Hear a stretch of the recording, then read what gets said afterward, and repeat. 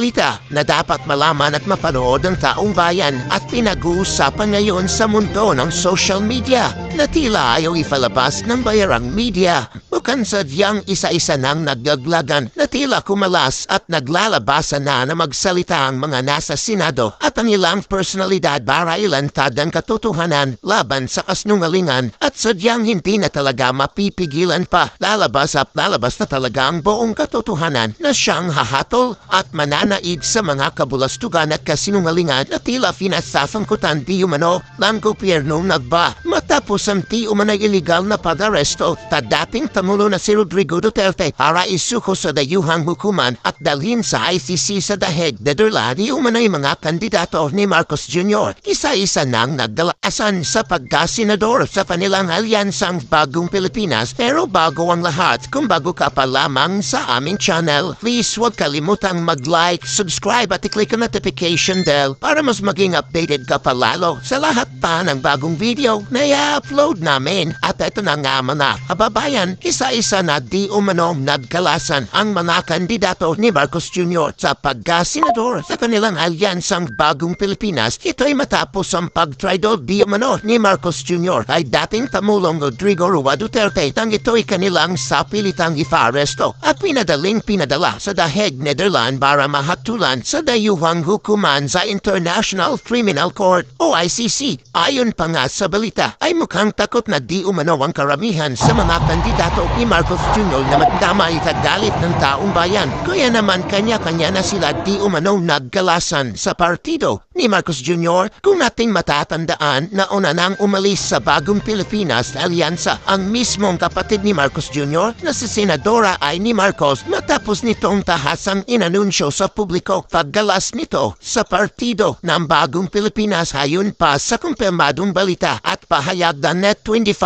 News sa kanilang official Facebook account, inanunsyo ni Senador Amy Marcos ngayong Miyerkules, Marso 26 ang kanilang paggalaf mula sa alyansa para sa Bagong Pilipinas. Ang Electoral Alliance ng Administrasyong Marcos ay sa hindi pagkakasundo sa pag-aresto kay dating Pangulong Rodrigo Duterte. Kumakailan, inangunahan ni Senator Marcos ang isang pagdinig sa Senado kaugnay ng pag-aresto at paglilipat kay Duterte sa International Criminal Court sa The Netherlands. Ayon sa Senadora, ilalabas niya ang kanyang paunang natuklasang impormasyon sa lalong madaling panahon. Ang quote, marami din ang ugom-ugom at napabalita din nakakalas di umano ang Senadora na si Tia Cayetano na kilalang taga-suporta ng mga Duterte, lalo na ang kapatid ditong si Senador Alan Peter Cayetano na una nang kinalampag ang gobyernong nagba kaugnay sa di umanay illegal na pag-aresto ng dating Pangulong Rodrigo Duterte. Bali-balita rin na ang susunod di umano nakakalak ay si Camille Villar na kilalang maka-Duterte ang pamilya at kung maging independent raw ito ay wala aniyang magiging problema dahil may mga makinarya ang pamilyang Villar at kaya ni panalo ang kanyang kandidatura kahit hindi na umasa kay Marcos Jr.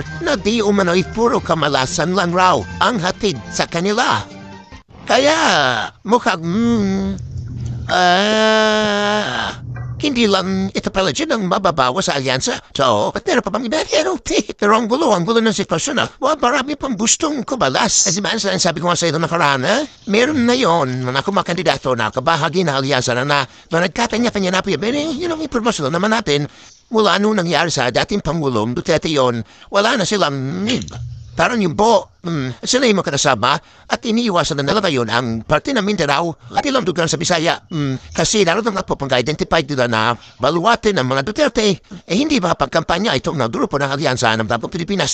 Kilala mo ba yung dalawa pa na in the coming days baka kasi ito hindi pa naman direkta nag-sasayro. May mga watig lang. Hindi ito ba? May hindi ba kung bakit Sumiho.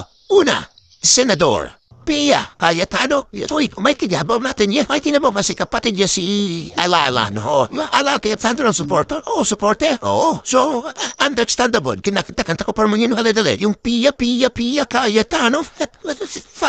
Hindi mo pwedeng dati makuleta.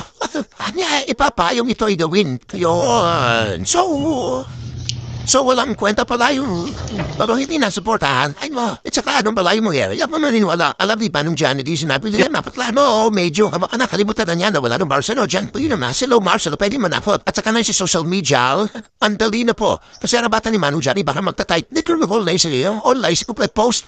At yun na naman na, kababayan, ano na ang masasabi mo? Kung mayroon kayong hinaingat komento patungkol sa balitang ito, please comment down below.